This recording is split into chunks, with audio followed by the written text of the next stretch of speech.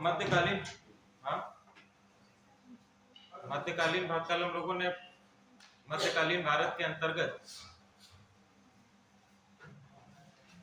मध्यकालीन भारतीय इतिहास के स्रोतों को डिस्कस किया था। जो हमारे sources of medieval history of India है उनको हम लोगों ने डिस्कस कर दिया था।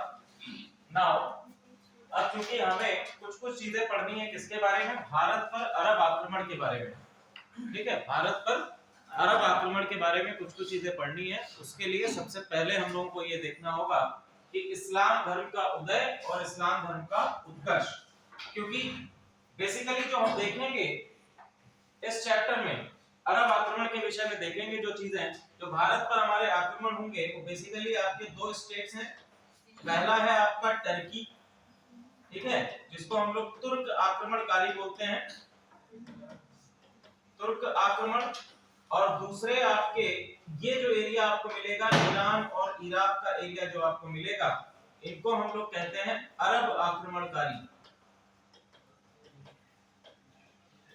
और ये हिंदू कुश के जरिए भारत पर आक्रमण लंबे समय तक करेंगे और उसके बाद हम देखेंगे दिल्ली सल्तनत का एस्टेब्लिशमेंट। और दिल्ली सल्तनत के साथ साथ फिर मुगल आएंगे, मंगोल आएंगे, कई सारे हम लोग आक्रमणकारी इधर से आते हुए देखेंगे। क्लियर है यहां तक? चलिए सबसे पहला टॉपिक डालिए, इस्लाम धर्म का उदय तथा विकास या उत्कर्ष। इस्लाम धर्म का उदय तथा विकास।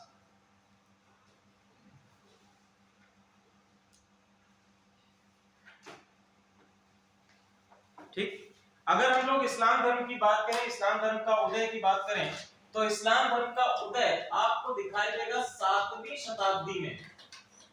7वीं शताब्दी में उत्पत्ति स्थल क्या है? उत्पत्ति स्थल बताइए।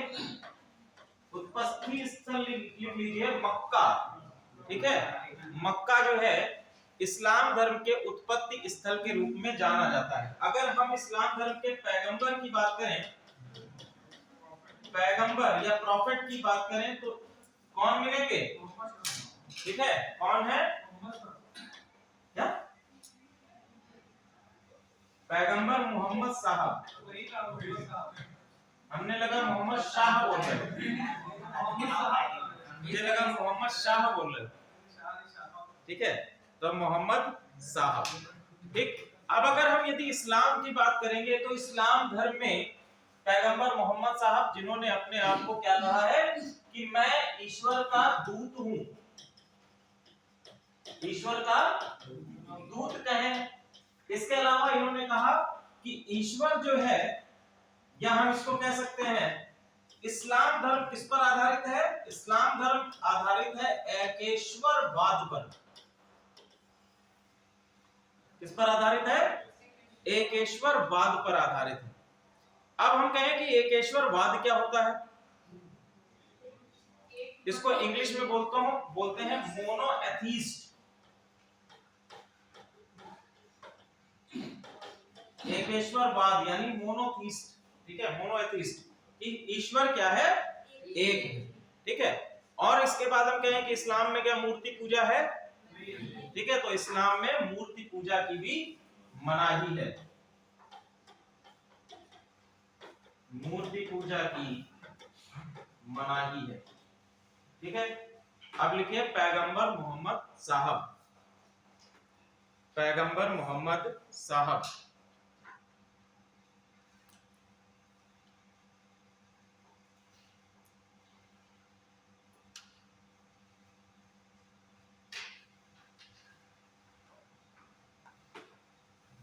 ठीक है, अब देखो पैगंबर मोहम्मद साहब, जिनको हम कहते हैं कि ये इनके सबसे पहले दूत हैं। पैगंबर मोहम्मद साहब के बारे में बात करें तो इनका जन्म कहां पर हुआ है? मक्का में इनका जन्म हुआ है। ठीक है, मक्का में इनका जन्म हुआ है। किस कबीले से बिलोंग करते थे? किस कबीले से बिलोंग करते हैं? इनका कबीला है कुरैश कबीला। ये क्वेश्चन आपसे बन सकता है, पैगंबर मोहम्मद साहब किस कबीले से बिलोंग करते थे? किस कबीले से जुड़े हुए थे, तो कुरैश कबीले से जुड़े हुए थे। अगर हम अरब के इतिहास के बारे में बात करें, जब आप लोग वर्ल्ड हिस्ट्री में पढ़ोगे तो वहां पर आप देखोगे कि अरब जो है, अरब कंट्रीज में जो समाज है, समाज की अगर हम बात करें तो अरब कंट्रीज का समाज आपको दिखाई देगा किसमें? कबीलाई स्ट्रक्चर में दिखाई देगा। क्या है? कबीलाई समाज है। ये किसमें रह रहे हैं? कबीले में रह रहे हैं। प्रमुख जानवर इनका जो है ऊंट हुआ करता था। ठीक है। पैगंबर मोहम्मद साहब, या हम कह सकते हैं कि इस्लाम धर्म के प्रतिपादन के लिए एक सबसे महत्वपूर्ण जो आपका कारण रहा, वो कारण ये था कि ये सभी कबीले आपस में संसाधनों के लिए लगातार संघर्षरत रहते थे। क्योंकि अगर अरब की हम बात करें तो अरब में क्या है, अगर संसाधनों की बात करें तो संसाधन कैसे हैं? भरपूर मात्रा में है, प्रचुर मात्रा में है या नहीं है?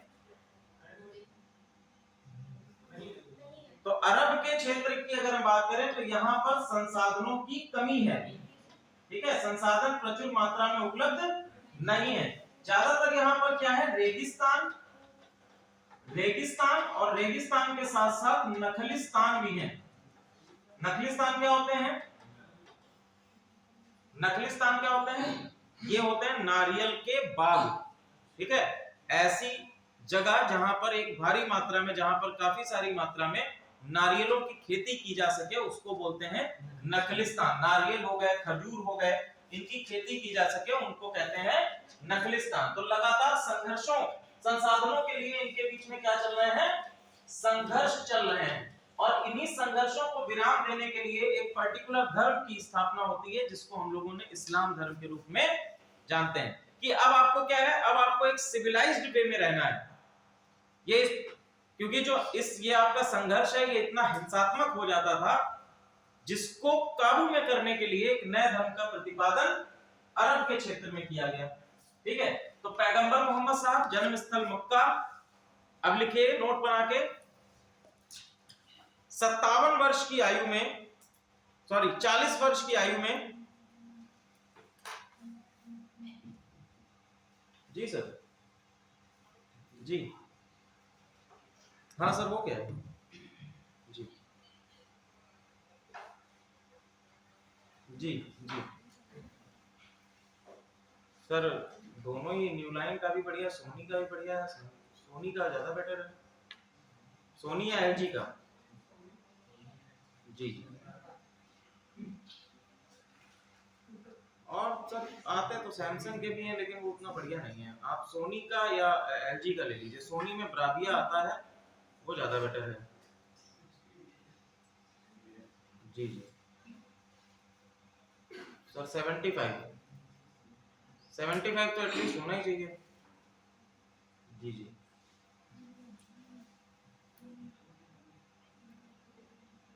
इससे ज्यादा शायद मेरे ख्याल से 83 या 82 आता होगा। जी जी न्यू लाइन का तो अपना जीआईसी में लगा ही हुआ है। सर्विस सर एलजी की सबसे बढ़िया है। जी प्रिंटर में सर आता है, कोनिका का आता है। जी जी और सर प्रिंटर का मुझे उतना ध्यान नहीं है। जी जी जी मैं सर्च करके भेजता हूँ। जी जी कल सर 2:30 बजे से क्लासेस रखेंगे। जी तो 3 बजे से रख लेते, एक ही क्लास फिर हो पाएगी कल। उधर लेट हो जाएगा, फिर बच्चे जा नहीं पाएंगे। जी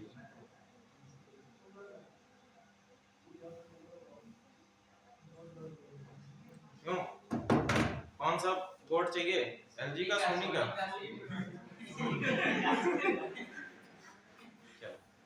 एलजी बढ़िया है, एलजी की सर्विस वगैरह बढ़िया।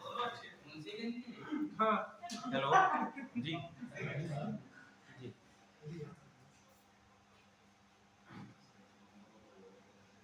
सोनी सोनी का आपका अराउंड 2 लाख के आसपास पड़ेगा, जाके से ज्यादा ही पड़ जाएगा।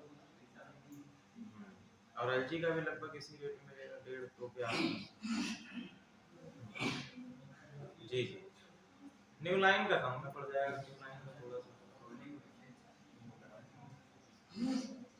महंगे तो सर आते हैं।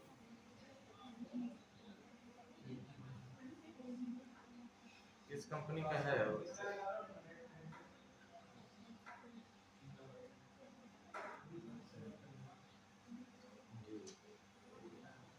एलजी का तो सर महंगा पड़ेगा। एलजी का अपने वहां लगा तो है एटीएस रहीमाबाद में। हाँ 75 का है सर।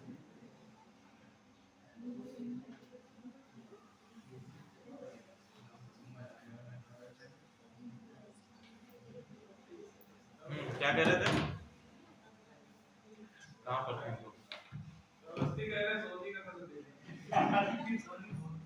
अरे ये समझिए कि आपके बैच के लिए कितनी व्यवस्थाएं की जा रही हैं।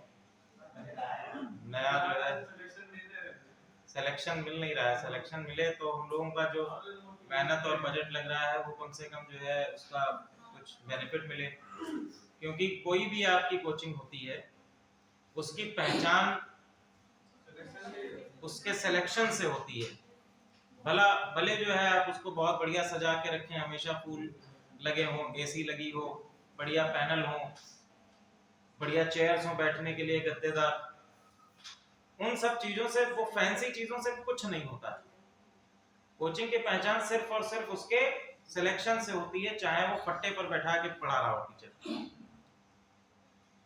प्रयास आप लोग कीजिए, हम लोग तो मेहनत करते ही आप लोगों को बढ़िया से बढ़िया फैसिलिटीज दी जा सकें, एमिनिटीज प्रोवाइड कराई जा सकें, लेकिन फाइनल सिलेक्शन तो आप ही लोगों को देना है और उसके लिए आप लोगों को सीरियस भी रहना पड़ेगा उन चीज़ों के लिए।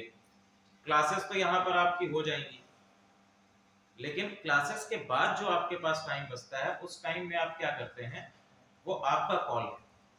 वहां पर कोई देखिए टीचर तो आपसे मिलने जा नहीं रहा है, 24 घंटे आपके साथ कोई टीचर रह नहीं रहा है। आप उस समय पे क्या कर रहे हैं ये इंपॉर्टेंट है, कि ऐसा तो नहीं कि मैं अपना समय कहीं व्यतीत कर रहा हूँ कहीं। अब देखिए एग्जाम आपका फरवरी में है, ठीक है, 22 फरवरी को है ना, 11 फरवरी को, कितना दिन बचा है? 1.5 महीना। तो कम से कम आप वो जो ये जो 1.5 महीना बचा है, यही अगर आप पूरी तरह से दे देंगे अपना 100%, तो मेरा ये मानना है कि आप लोग प्रीलिम्स तो आसानी से निकाल सकते हैं। आरओ हम लोग प्रयास कर रहे हैं कि जो बैच चलने जा रहा है उस बैच में आप लोगों को पूरी तरह से एक पूरा जितना जिस्ट दिया जा सकता है, गुट्टी पिलाई जा सकती है, वो सारी गुट्टी पिला दी जाए। लेकिन उसको एनालिस्ट करना वो आपका काम है, उसको पचाना आपका काम है। और पचाने के लिए क्या करना पड़ेगा? रिवीजन करना पड़ेगा। नहीं तो क्या है, एक दिन में आपको सारी चीजें पढ़ा तो दी गई, लेकिन घर जाके वो चीजें जो है उड़ जाएंगी, बाउंस हो जाएंगी। तो प्रयास ये करिए कि रिवीजन आप उसका घर पे अवश्य करें। और मैंने आप लोगों को ये भी बताया था कि भैया क्वेश्चन लगाते रहिए, जितना ज्यादा क्वेश्चन आप लगा लोगे उतना ही आप लोगों के लिए बेनिफिशियल रहेगा, क्योंकि पढ़ी हुई लाइन आप भूल जाते हैं, जितना क्वेश्चन लगा के आपको याद रहता है वो सबसे आपका एग्जाम में बेनिफिट करेगा आपके लिए। ठीक है, चलिए हम लोग वापस आते हैं पैगंबर मोहम्मद साहब। ठीक है, तो हमने कहा 40 वर्ष की आयु में 570 ईस्वी में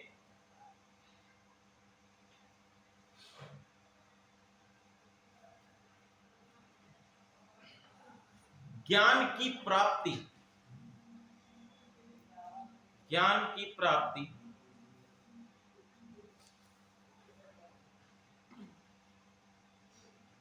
हुई।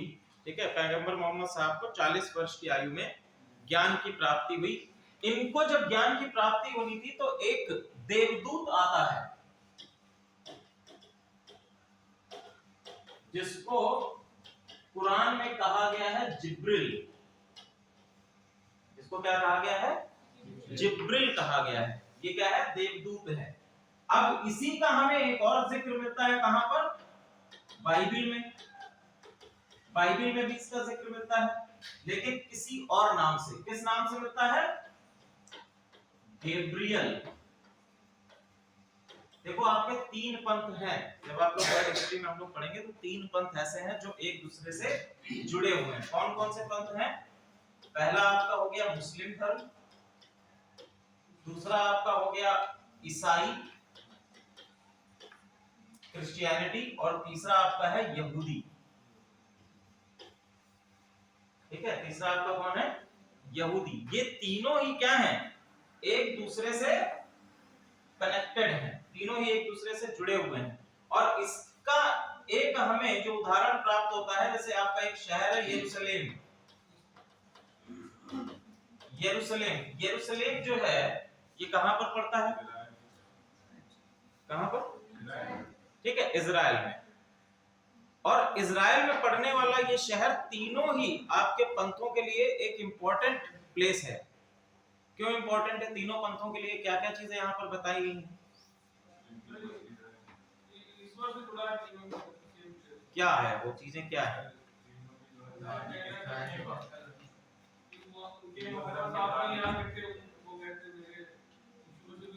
चलो सबसे पहले हम लोग मुस्लिम धर्म पे आ जाते हैं। इनके लिए क्या मान्यता है यहाँ यरूशलेम में? मुस्लिम धर्म के लिए यहाँ पर क्या मान्यता है? देखिए, मुस्लिम धर्म के लिए यहाँ से मान्यता है कि यरूशलेम से जो इनके पैगंबर मोहम्मद साहब हैं वो क्या हुए थे? जन्नत नशीब हुए थे। ठीक है, इनके लिए कहा जाता है कि यहाँ से जन्नत तक की सीढ़ियां हैं यरूशलेम से। तो ये मुस्लिम धर्म की मान्यता है।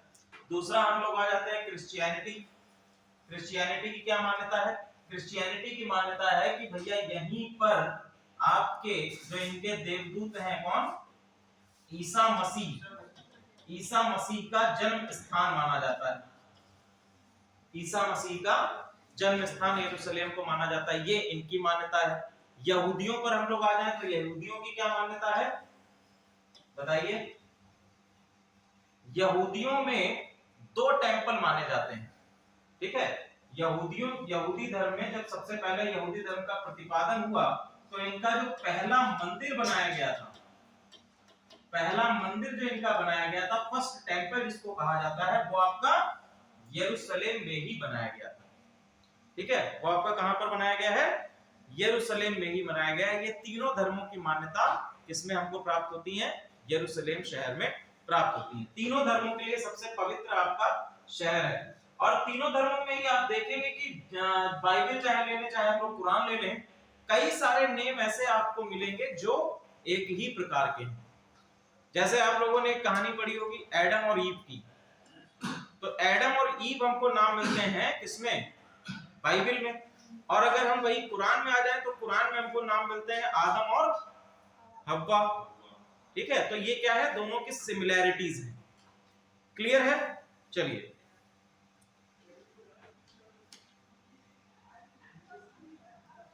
नेक्स्ट लिखिए,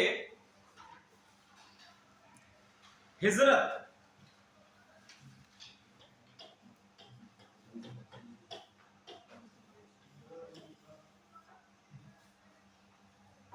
ठीक है, मुस्लिम धर्म में एक बहुत ही इंपॉर्टेंट घटना है ये, जिसको हम लोग किस नाम से जानते हैं? हिजरत के नाम से जानते हैं। हिजरत का सिंपल लिख लीजिए, मक्का से मदीना आगमन। ठीक है, तो पैगंबर मोहम्मद साहब के जीवन की इस घटना को हम लोग कहते हैं हिजरत। ठीक है, यानी कि जिस दिन मक्का छोड़कर पैगंबर मोहम्मद साहब मदीना गए उसको हम लोग कहते हैं हिजरत। उस घटना को हिजरत बोलते हैं और यहीं से स्टार्ट होता है हिज्र। ठीक है, यहीं से स्टार्ट होता है हिज्र। और हिज्र क्या है? हिज्र दिनांक या हम कह सकते हैं तारीख है, और इसीलिए इनके कैलेंडर को कहा जाता है हिजरी। ठीक है, जो मुस्लिम धर्म का कैलेंडर है उसको हम लोग कहते हैं हिजरी।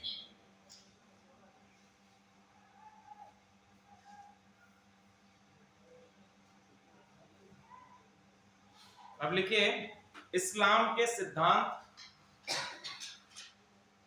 इस्लाम के सिद्धांत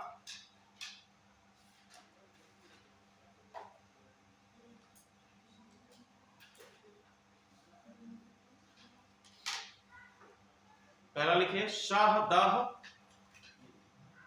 शाहदाह या शहादत, या इसको कह सकते हैं शहीदी। आ रहा प्रवेश जी जी जी जी अंकित कुमार आया। ओके हाँ, डॉक्यूमेंट कंप्लीट करा लीजिए, शाम को कर देंगे। पैसे कितने से होते हैं?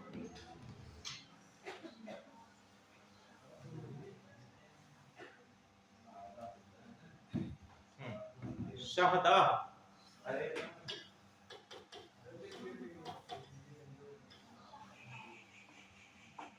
शहदाह का अर्थ लिख लीजिए एकता में विश्वास, एकता में विश्वास। दूसरा है नमाज, नमाज कितने वक्त की नमाज होती है? 5 वक्त की, ठीक है नमाज। तो नमाज लिख लीजिए मक्का की ओर मुंह करके, मक्का की ओर मुंह करके 5 वक्त की नमाज या 5 समय की नमाज।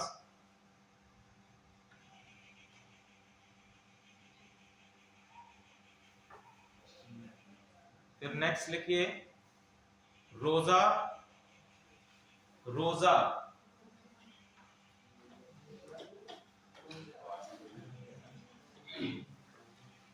रोजा, जा में नीचे नुक्ता लगा दीजिएगा, जा हो जाएगा, ठीक है। रोजा आप लोग जानते ही हैं कि जो सबसे पवित्र माह माना जाता है रमजान। ऐसा माना जाता है कि रमजान के माह में ही पैगंबर मोहम्मद साहिब पर कुरान जो है वो नाजिल हुई थी। नाजिल का मतलब होता है ज्ञान प्राप्ति होना, ठीक है। ऐसा कहा जाता है, नाजिल होने का अर्थ समझिए, ऐसा कहा जाता है कि पैगंबर मोहम्मद साहब बैठे हुए थे, चित्र नहीं बनाएंगे, पैगंबर मोहम्मद साहब बैठे हुए थे और देवदूत जो जिब्रील आया वो उनके ऊपर से आया और फिर उसने एक प्रकाश के रूप में पूरी कुरान की सारी आयतें उनके दिमाग में डाल दी। इसी घटना को हम लोग कहते हैं कुरान का नाजिल होना, ठीक है।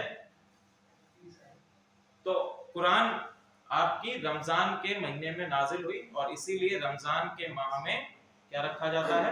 रोजा रखा जाता है। ये एक तरीके का उपवास होता है। नेक्स्ट लिखिए ज़कात, ज़कात जी, ज़कात जैसे हम लोग दान करते हैं ना, ठीक है, तो उसको ज़कात बोला जाता है। जरूरतमंदों को अपनी संपत्ति का कुछ हिस्सा दान करना ज़कात कहलाता है। और ज़कात के बाद लिख लीजिए हज, हज और दूसरा है उम्रा, हज और उम्रा, ये 2 चीजें, ठीक है। क्या दोनों एक ही नहीं है, दोनों अलग अलग हैं, थोड़ा सा डिफरेंस है। हज जो है जैसे कि हिंदू धर्म में तीर्थ स्थानों पर जाया जाता है, उसी तरीके से मक्का मदीना की यात्रा, मक्का मदीना की यात्रा क्या कहलाती है? हज यात्रा कहलाती है। मोस्ट ऑफ ये रमजान के महीने के बाद किया जाता है। दूसरा आपका हो गया उम्रा। उम्रा जो है ये छोटे प्रकार का हज है, यानी कि जो आर्थिक रूप से कमजोर हैं, हज नहीं कर पा रहे हैं, तो वो उम्रा कर सकते हैं। उम्रा के लिए कुछ छोटे, अरे ऐसे समझो कि जो वैष्णो देवी नहीं जा सकते वो पूर्णागिरी होके चले आए। तो ये अंतर है आपका हज और उम्रा में। इसमें लोग जाते हैं यरूशलेम तक चले जाएंगे या आपके जो मस्जिद अल मक्सा बनी हुई है मदीना में, वहां तक जाके लौट आते हैं। कि आप सभी पवित्र स्थलों तक ना घूमे, अगर सभी घूम लेते हैं तो वो आपका हो जाएगा हज, अगर एक पवित्र स्थल घूमकर चले आते हैं तो वो कहलाता है उम्रा, ठीक है। तो ये 5 सिद्धांत आप लोगों के लिए सॉरी इस्लाम धर्म में बताए गए हैं। नेक्स्ट लिखिए इस्लाम में संप्रदाय, इस्लाम में संप्रदाय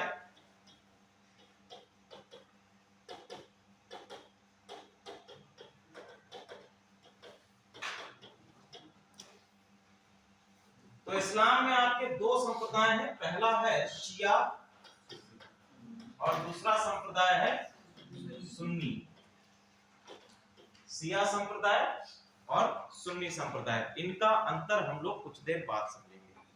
ठीक है, अंतर क्या है शिया और सुन्नी में, ये हम लोग अभी समझेंगे। अब लिखिए, इस्लाम के प्रमुख आंदोलन।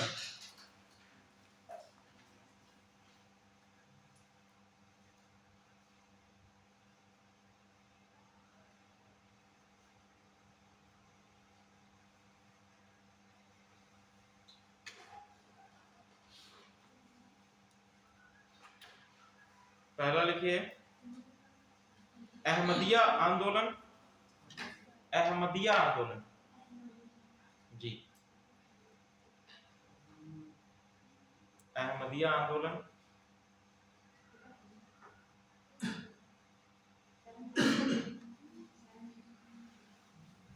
मिर्जा गुलाम अहमद,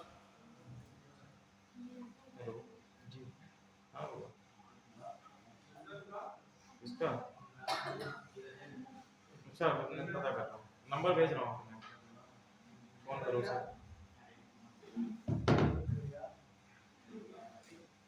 अहमदिया आंदोलन, अहमदिया आंदोलन के बाद लिखिए फराजी आंदोलन,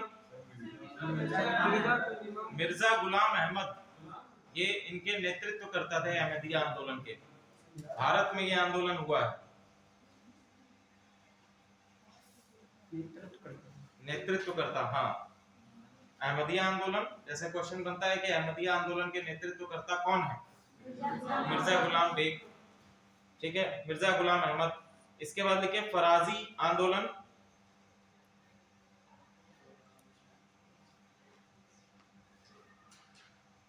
हाजी शरीयतुल्लाह, हाजी शरीयतुल्लाह,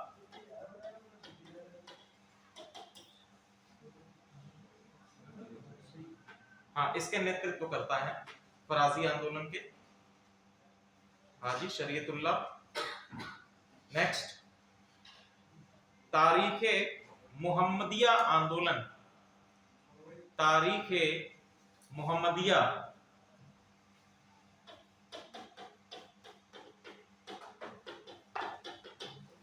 मुहम्मदिया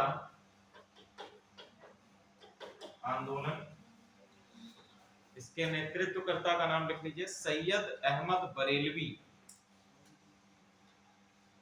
सैयद अहमद बरेलवी।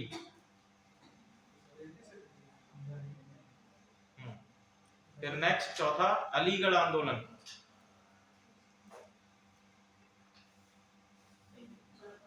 अलीगढ़ आंदोलन,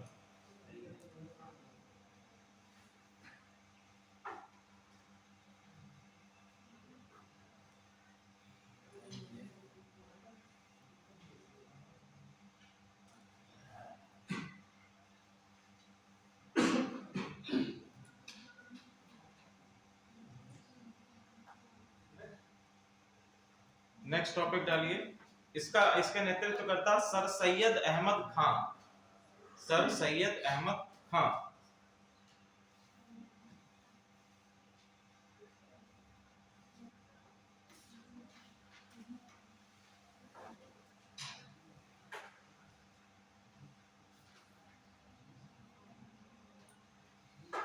अगला टॉपिक डालिए खिलाफत, कैलिफेट,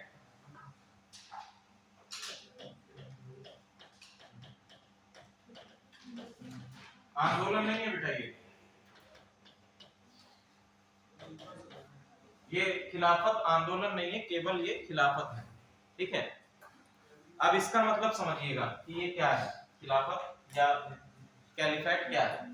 तो पैगंबर मोहम्मद साहब की जब मृत्यु हो जाती है, तो पैगंबर मोहम्मद साहब की मृत्यु के बाद उन्होंने कहा कि मैं मुस्लिम पंथ का या मुस्लिम धर्म का अंतिम दूत हूं, अंतिम पैगंबर हूं, मेरे बाद अब कोई भी पैगंबर नहीं होगा।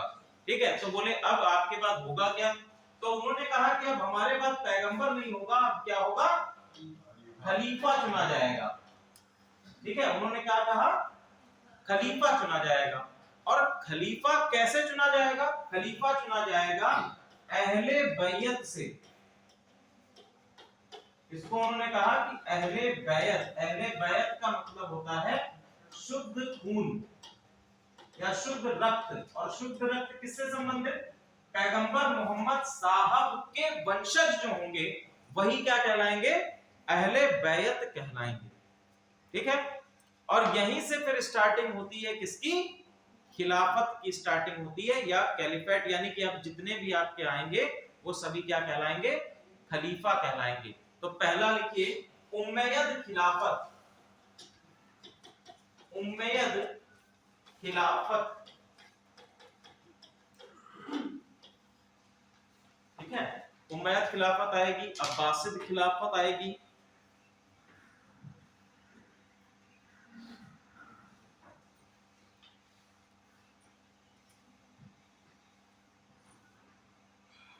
सबसे पहले खलीफा का नाम डालिए अबू बकर। अबू बकर जी।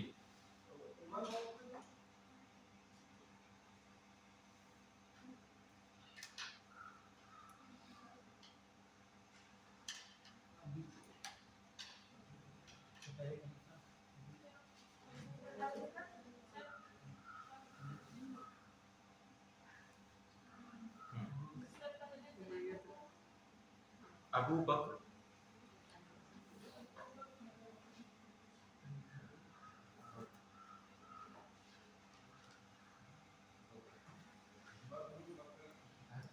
अबू बकर है, बकर नहीं है।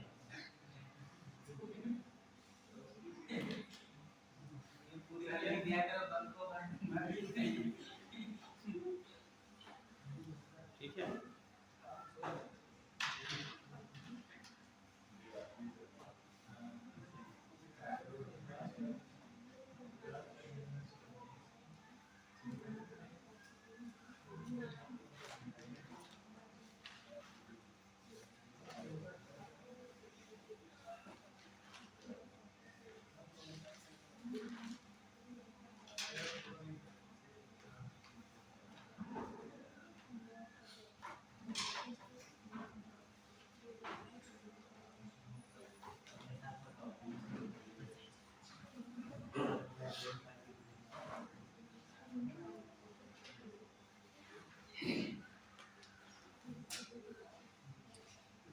अबू बकर का शासनकाल लिखे 632 ईस्वी से 634,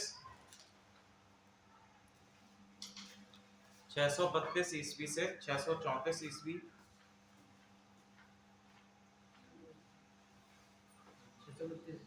634 ईस्वी। ठीक है। तो सबसे पहले जो खलीफा बनेंगे वो है अबू बकर। अबू बकर के बाद नेक्स्ट खलीफा है उमर। उमर के बाद उस्मान, या इनको कहीं कहीं पर उस्मान भी आप लोग लिखा हुआ देखेंगे। उमर, उस्मान या उस्मान। उमर का शासनकाल 634 से 644।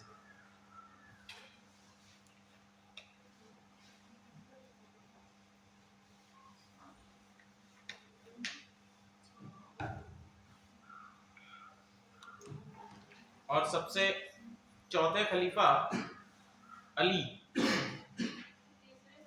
तीसरे पे उस्मान, सबसे पहले अबू बकर। अबू बकर सबसे पहले खलीफा हैं, दूसरे आपके हैं उमर, तीसरे हैं उस्मान, चौथे हैं आपके अली। ठीक है। चौथे खलीफा अली हो गए।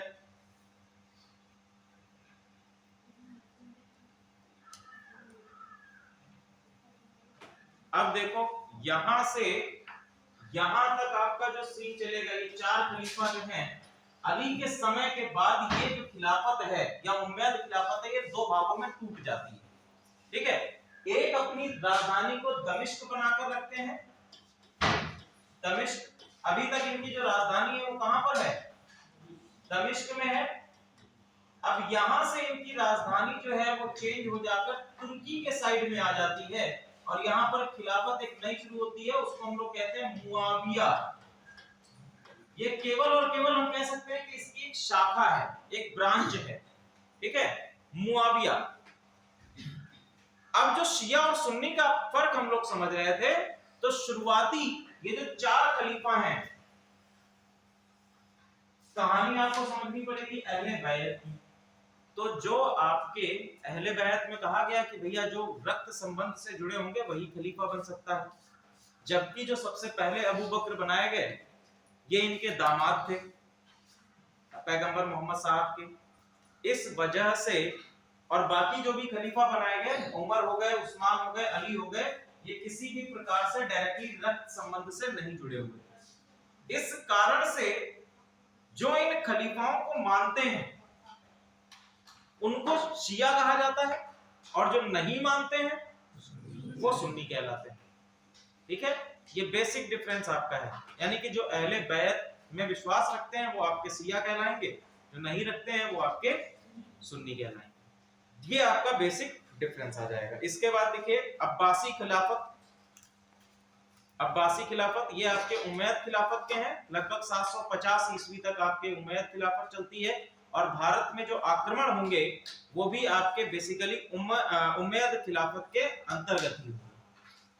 लेकिन बाद में भी जितनी भी आपकी खिलाफत चलेंगी उसमें जितना भी शासनकाल, क्योंकि अधिकतर जो आक्रमणकारी आते हैं वो खलीफा से परमिशन लेकर ही भारत में आक्रमण करते थे। पहले खलीफा से परमिशन लेते थे और खलीफा से परमिशन लेने के बाद भारत में आक्रमण करते हैं।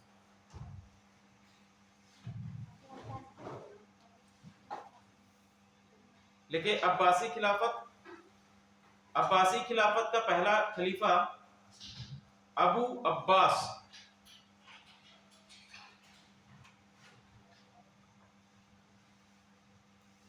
अब्बास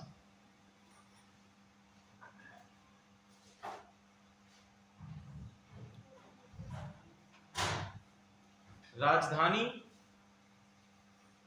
इनकी राजधानी लिख लीजिए बगदाद, राजधानी बगदाद।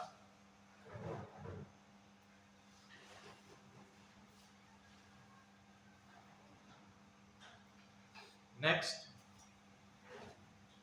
अबू जफर मंसूर, खलीफा अबू जफर मंसूर।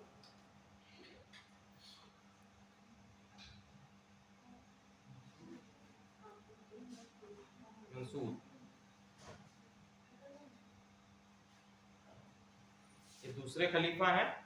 और फिर इसके बाद नेक्स्ट खलीफा है खलीफा हारून अल रशीद। हारून अल रशीद, हारून अल रशीद।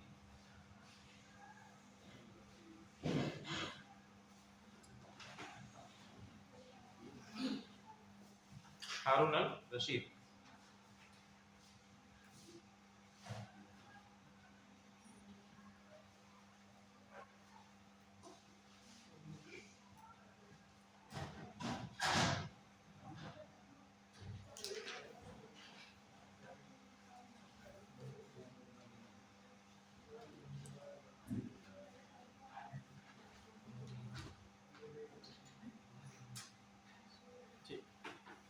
क्लियर है?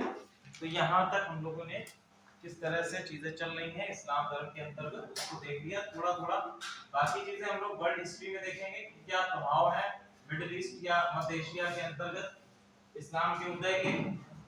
डालिए टॉपिक भारत पर अरब तथा तुर्की आक्रमण। भारत पर अरब तथा तुर्की आक्रमण क्या होगा?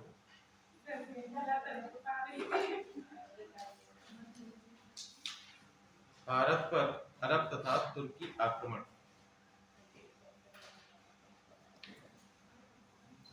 ठीक, तो अब देखिए हमने आप लोगों को ये बताया ही है कि अरब का जो क्षेत्र है वो संसाधन विहीन क्षेत्र है, कि यहाँ पर बेसिक जो संसाधन हैं उपलब्ध नहीं होते हैं। जैसे आपके खाद्य पदार्थ हो गए, गेहूं की खेती उस रीजन में नहीं होती है, चावल की खेती वहां पर नहीं होती है, तेल के कुएं पाए जाते हैं, और उस समय वो टेक्नोलॉजी नहीं थी कि उस तेल के कुओं का उपयोग किया जा सके। आज अगर वर्तमान समय में हम देखें तो अरब का क्षेत्र इकोनॉमिकली इसलिए डेवलप हो पाया है क्योंकि वहां पर खनिज पदार्थों की उपलब्धता ज्यादा है। लेकिन उस समय में ऐसी कोई तकनीक, ऐसी कोई टेक्नोलॉजी विकसित नहीं हुई थी जिनसे कि उन खनिज पदार्थों को हम खनन कर सकते या उनकी माइनिंग पॉसिबल हो सकती। तो इसलिए संसाधनों की खोज में लगातार पहले यूरोपियंस को हमने देखा, यूरोपियन सॉरी आगे आएंगे। पहले हम लोगों ने जो आपके ऑटोमन साम्राज्य के लोग हैं, आपके ग्रीक्स हो गए, यूनानी हैं, ये आते हैं मुगल मौर्य काल के बाद। और आप मध्यकालीन भारत में आएंगे तो मध्यकालीन में हम देखते हैं कि अरब और तुर्की के लोग आते हैं। फिर आप लोग मंगोल भी देखेंगे, चाइनीज भी देखेंगे। ये सभी संसाधनों की खोज, क्योंकि रशिया का जो पार्ट है, चाइना का पार्ट हम लोग बात करें तो वो सर्बियन विंड्स के कारण क्या रहता है, पूरी तरह से वेजिटेशन वहां पे भी प्रॉपर नहीं हो पाता है। अगर आप निकल जाओगे रशिया में बिना कपड़े ऐसे एक शर्ट पहन के, तो आपकी शर्ट जो है पूरी तरह से जम जाएगी और हो सकता है कि आपका भी ब्लड पूरी तरह से जम जाए। ठीक है, आप लोगों ने शायद फेसबुक पे या यूट्यूब पर भी देखा होगा कि रशिया में लोग घूम रहे हैं, उनके दाढ़ी पर भी इस तरह से सफेद सफेद बर्फ जमी हुई है, बाल भी उनके खड़े हो जाते हैं।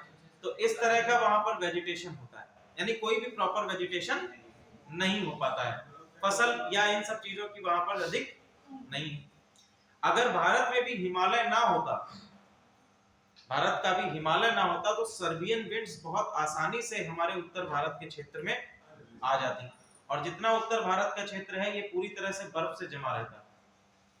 भारत का जो हिमालय है ये सबसे बड़ा रीजन है कि हमारे यहाँ पर नदियां प्रचुर मात्रा में उपलब्ध हैं उत्तर भारत में, और उत्तर भारत में उपजाऊ भूमि भी। अगर वहीं विंड्स हमारी उधर से आते हैं, आप लोग लद्दाख का रीजन देख लीजिए, लद्दाख का रीजन जो है वो सर्बियन विंड्स की चपेट में थोड़ा सा आता है, तो सबसे ऊंचा कोल्ड डेजर्ट भी है।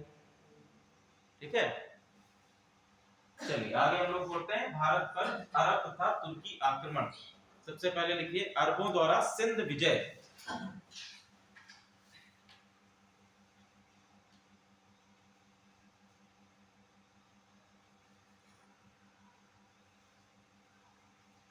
सिंध विजय। तो भैया जब भारत पर सिंध विजय, ये आपकी 636 लिखिए, 636 637 के बीच, 637 ईस्वी में मोहम्मद बिन कासिम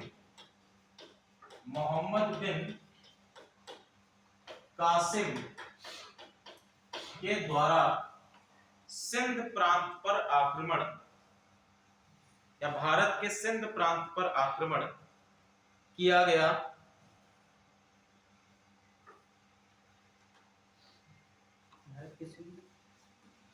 सिंध प्रांत पर आक्रमण किया गया।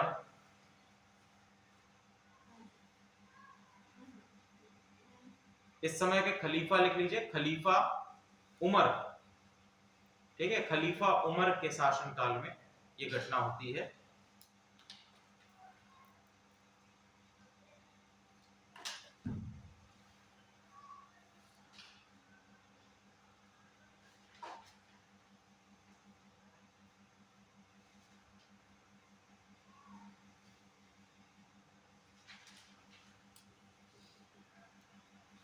नेक्स्ट अगला आक्रमण 711 ईसा पूर्व। पहला आक्रमण कब होता है? 636। दूसरा आक्रमण 711 ईसा पूर्व। पहला आक्रमण में मोहम्मद बिन कासिम का नाम काट दीजिएगा।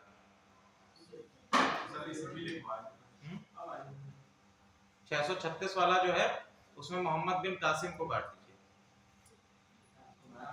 पहला आक्रमण केवल उसको लिख दीजिए। पहला आक्रमण खलीफा उमर के समय में सिंध पर 637 में, और दूसरा आक्रमण 711 मोहम्मद बिन कासिम के द्वारा सिंध पर 711 ईस्वी में। ये मोहम्मद बिन कासिम जो लिखा हुआ था इसको काट दीजिएगा। अगला आक्रमण है 711 ईस्वी में मोहम्मद बिन कासिम के द्वारा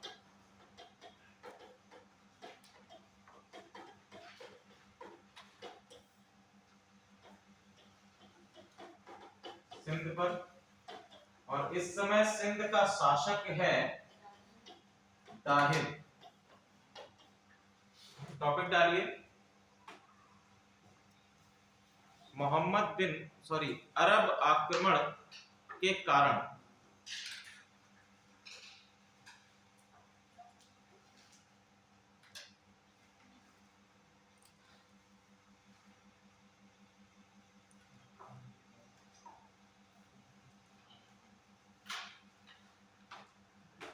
ठीक है, तो सबसे पहले अगर हम कारणों की बात करें, देखिए कोई भी अगर आक्रमण या किसी प्रकार का अटैक होता है तो उसके पीछे दो कारण होते हैं। एक तो जो आपके पर्टिकुलर रीजन है, जैसे मैंने आपको एक रीजन बताया संसाधनों का, ठीक है। कुछ ऐसे रीजन होते हैं जो आपके करंट, या हम कह सकते हैं कि जो आग तो पहले से जल रही थी और उसमें घी और पड़ गया तो उसको आग धधक उठी। तो सेम कारण यहां पर भी आता है। यहां पर हुआ क्या, मोहम्मद बिन कासिम के आक्रमण से पहले यहां पर जो खलीफा है अब्दुल हज्जाज, और अब्दुल हज्जाज ने क्या किया, श्रीलंका से इनका एक जहाज जा रहा था अरब के क्षेत्र में, ठीक है। और जितना आपका सिंध का प्रांत है ये सभी राजा दाहिर के अधीन आता था, और बीच में ही अरब सागर में इनका जो जहाज है उसको कुछ डाकुओं ने लूट लिया। तो अब्दुल हज्जाज ने किससे कहा, दाहिर से कहा कि हमारा जो जहाज लूटा गया है उसकी क्षतिपूर्ति के लिए तुम या तो डाकुओं को पकड़ लो या तो उतना पैसा हमको दे दो। तो अब्दुल हज्जाज ने कहा कि ये जो डाकू हैं, ये जो लुटेरे हैं, ये हमारे अधीन तो है नहीं, तो हम क्यों करें। तो बोले ठीक है मत करो। तो इसने क्या किया, अब्दुल हज्जाज ने तुरंत ही मोहम्मद बिन कासिम को भेजा सिंध पर आक्रमण करने के लिए, और सिंध पर आक्रमण करने के बाद जी हेलो जी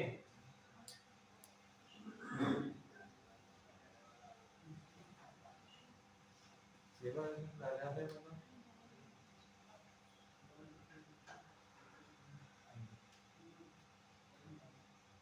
हेलो माना प्रवेश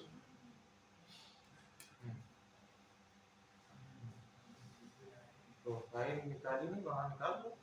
राम प्रवेश से राम प्रवेश से बात करो है ना, मोनी से बात करो।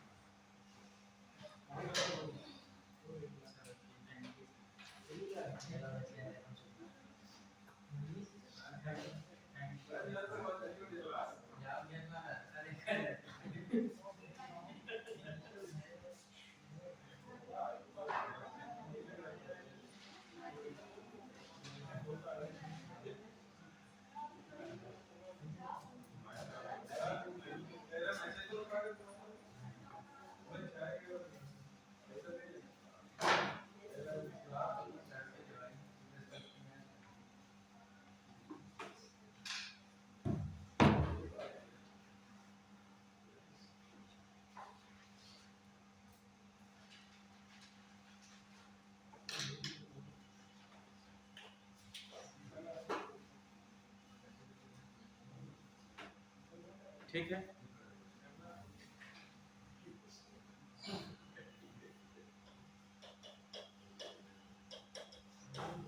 712 ईस्वी में राजा दाहिर की हार होती है। इसका जो उदाहरण हमको मिलता है, जो स्रोत है जिसमें हमें इस विषय में पता चलता है, वो लिख लीजिए चचनामा,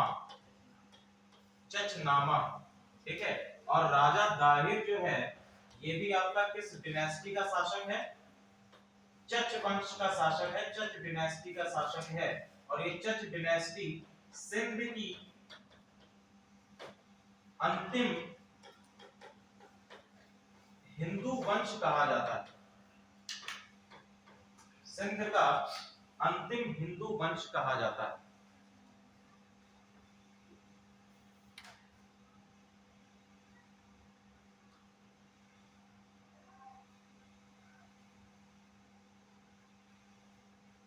तो हमने देखा कि आपके कुछ तात्कालिक कारण हैं, कुछ हमारे जो पर्टिकुलर रीजंस हैं वो भी आज में इंक्लूड होंगे। अब लिखिए,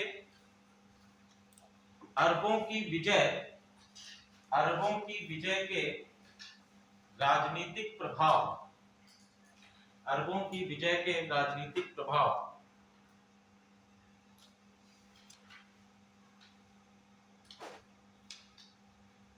पहला लिखिए, भारत में इस्लाम धर्म का पदार्पण। भारत में इस्लाम धर्म का पदार्पण। दूसरा, सूबेदारी प्रथा का आगमन। सूबेदारी प्रथा का आगमन।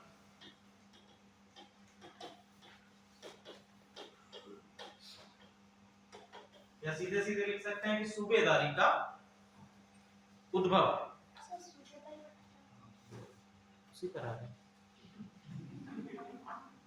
सूबेदारी। देखिए क्या होता है कि जैसे मान लीजिए एक शासक है, ये बेसिकली हम कह सकते हैं विकेंद्रीकरण की प्रक्रिया है।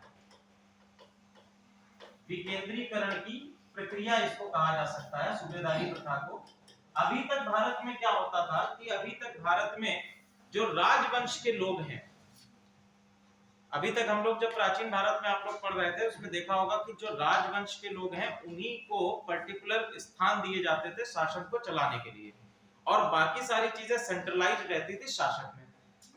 जब आप लोग देखेंगे इस्लाम का पदार्पण होगा तो यहाँ पर सूबेदारी प्रथा चलेगी कि किसी भी व्यक्ति को आप एक ग्रांट देंगे लैंड के रूप में। ठीक है, आप क्या करेंगे, ग्रांट दे देते हैं लैंड के रूप में। जैसे मान लीजिए आप लोग आगे पढ़ेंगे, मोहम्मद गोरी आया या महमूद गजनबी आया, तो महमूद गजनबी जब वापस, मोहम्मद गौरी जब वापस चला गया तो वापस जाने के बाद अपने पीछे एक सूबेदार नियुक्त करके चला गया, जिसने किसकी नींव रखी, दिल्ली सल्तनत की, गुलाम वंश की। तो ये प्रथा हमको इनके साथ में भारत में आई, यानी कि ये प्रशासन में या राजनीतिक रूप से अगर हम देखें तो विकेंद्रीकरण। यहाँ पर राजा है, शासक है, शासक ने क्या किया, अपना एडमिनिस्ट्रेशन सही से चलाने के लिए अपने नीचे कई सारे सूबेदार नियुक्त कर लिए। ठीक है, और ये सूबेदार क्या करते थे, ये यहाँ से जितना राजस्व मिल रहा है वो वसूल के शासक को प्रदान करते थे। इस क्षेत्र में जो एडमिनिस्ट्रेशन होगा, प्रशासन होगा, वो भी किसी के अंडर में होगा, इन्हीं सूबेदारों के अंडर में रहेगा। तो ये प्रथा भारत में मुस्लिमों के साथ आई है। इस पे आपका यूपीएससी मेंस में भी क्वेश्चन बनता है, ऑप्शनल में भी बनता है सूबेदारी प्रथा के ऊपर। और एक और आपका, जब हम लोग यूरोपियंस या हम लोग मॉडर्न इंडिया में पढ़ते हैं तो मॉडर्न इंडिया में एक प्रथा अंग्रेजों के साथ भारत में आई, वो कौन सी प्रथा थी?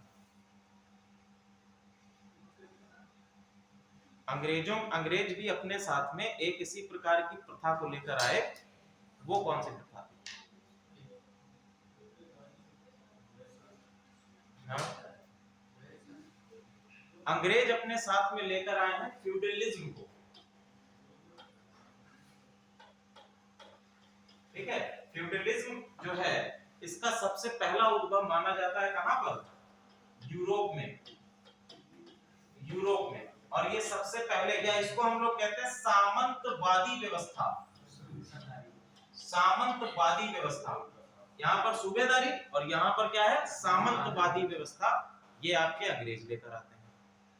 क्लियर है? या यूरोपियन कंट्रीज के साथ में भारत में आई। आगे लिखिए,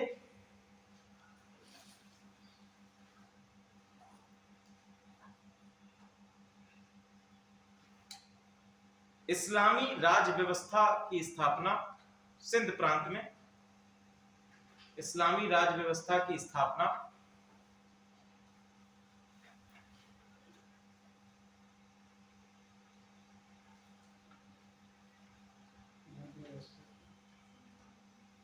स्थापना,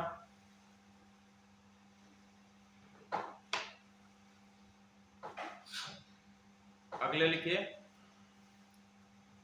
सामाजिक प्रभाव या सामाजिक परिणाम, सामाजिक प्रभाव लिख लो।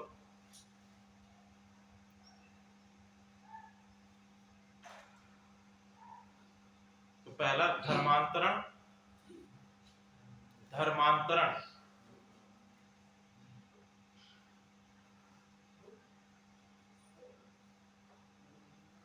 दूसरा गुलाम प्रथा,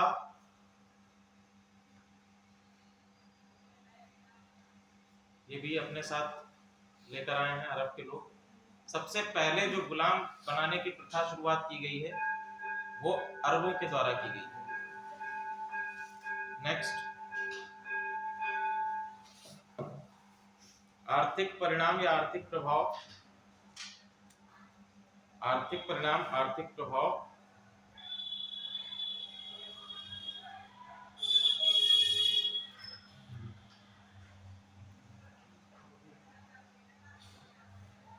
सबसे पहला इसमें लिखिए जजिया, जजिया कर, ठीक है, जजिया कर। क्या होता है?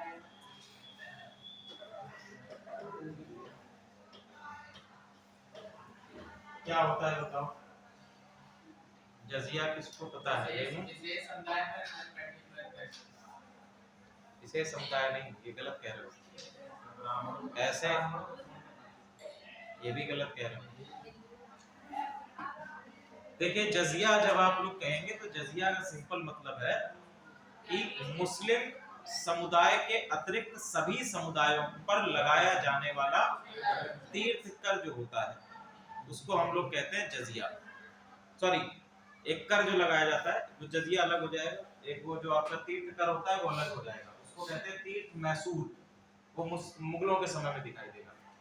देखिए यहाँ पर मुस्लिम्स जो है, मुस्लिम अपने पंथ के अलावा सभी पंथ को कहते हैं,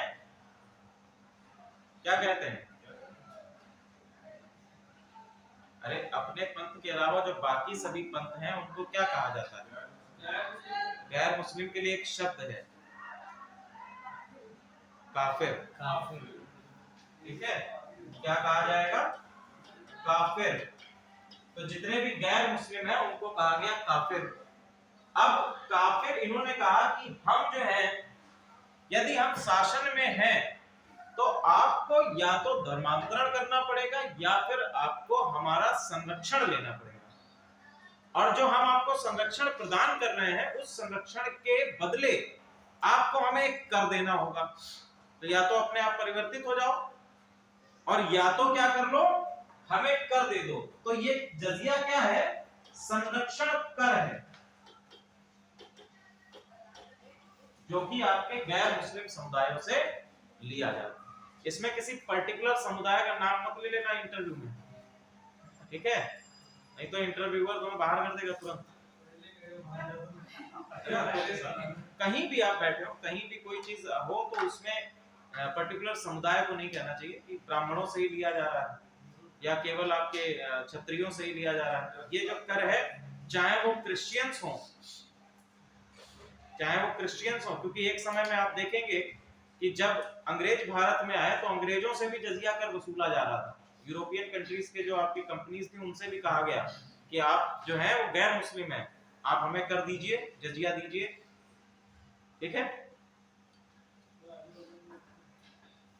चलिए आज हम लोग इतना ही करेंगे, नेक्स्ट क्लास में इसके आगे का, कल आप लोगों का पेपर जितने जितने लोगों ने फॉर्म भरा है, कल आप लोगों का एक आखिरी बार हम लोग रिकॉल करा दे रहे हैं। 12:30 बजे से यही जीआईसी में कम्युनिटी हॉल में आप लोगों का एग्जाम लगाया गया है। 12:30 बजे से एग्जाम है और 12 बजे आप लोगों को उपस्थित होना है, साथ में आधार कार्ड लेकर आना है जी। कल हमारी क्लास